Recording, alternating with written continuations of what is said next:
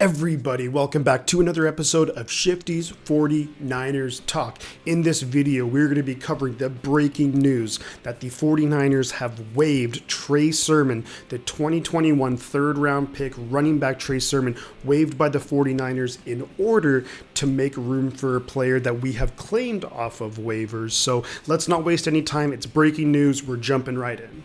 It has just been announced that the 49ers have waived 2021 third-round pick running back Trey Sermon. Now, really from the get-go, I was never a huge fan of the pick where we took Trey Sermon. Really, with Shanahan, I don't see why we ever draft running backs before the 5th round. It just doesn't make any sense. Didn't work out with Joe Williams, clearly hasn't worked out with Trey Sermon. Hopefully, Tyrion Davis-Price, TDP, can break the mold there. Look, when we drafted Trey Sermon, of course, being a 49er fan, I was hoping that he would become one of those dominant all-around running backs, but that just wasn't the case. And seemingly, anytime I saw him play last year, especially in that game against the Packers, he didn't look explosive, really just never looked comfortable in this offense. Incredibly indecisive, and really the stats will reflect that. So if we look at what he did last season in his rookie year, crazy to think that we've already cut him, but in his rookie year, only 41 attempts, 167 yards, 1 touchdown, 4.1 yards per carry, so kind of pedestrian numbers, but he was firmly beat out by last year's rookie 6th round pick Elijah Mitchell. Also, when Jeff Wilson Jr., when Jermichael Hasty, when those guys were healthy, clearly Trey Sermon was the 4th running back. I was pretty surprised yesterday when the 49ers announced the 53-man roster that Trey Sermon had made it. I couldn't believe it, to be honest with you. I couldn't believe we kept 5 running backs and that Trey Sermon was one of them. I really expected him either to be waived before the cutdown date or else to be traded. And then seemingly now, of course, Trey Sermon is no longer with the 49ers. He is subject to waivers, and the Niners could potentially bring him back on the practice squad should no other team claim him. But I really do think that there are a couple of teams who are very much in a rebuilding mode who could look to bring him on. Maybe a team like the Atlanta Falcons, for example.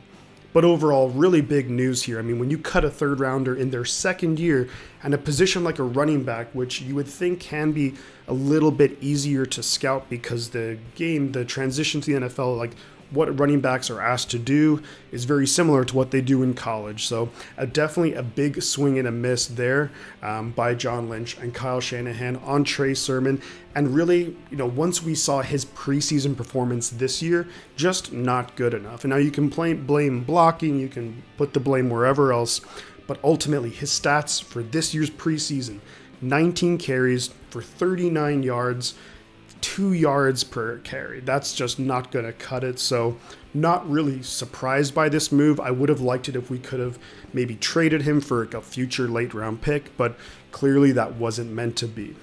Now, let's talk about the guy who's essentially going to be taking over Trey Sermon's spot on the roster, and that is offensive lineman Blake Hance, previously with the Cleveland Browns last year. So a little bit of background and history on him.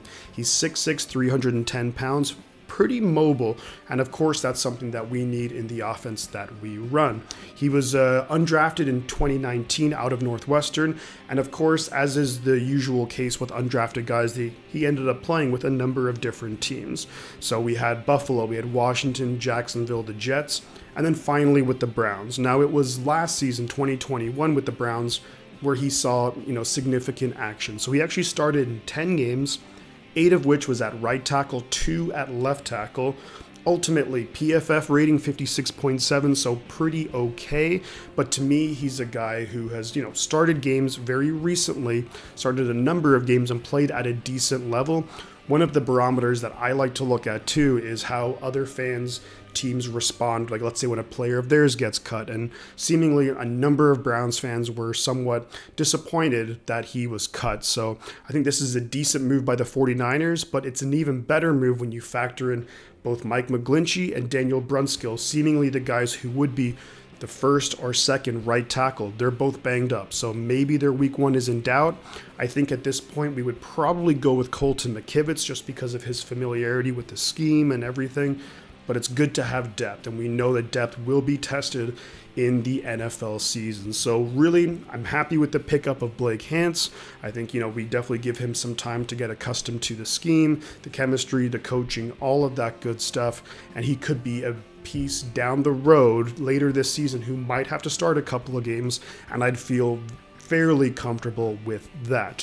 So just big news that came out, and wow, could not believe it. So I'm going to have a video as well coming out very soon, which I'll be talking about my thoughts on the 53-man roster, and of course we'll be talking about the players who were on the 49ers practice squad.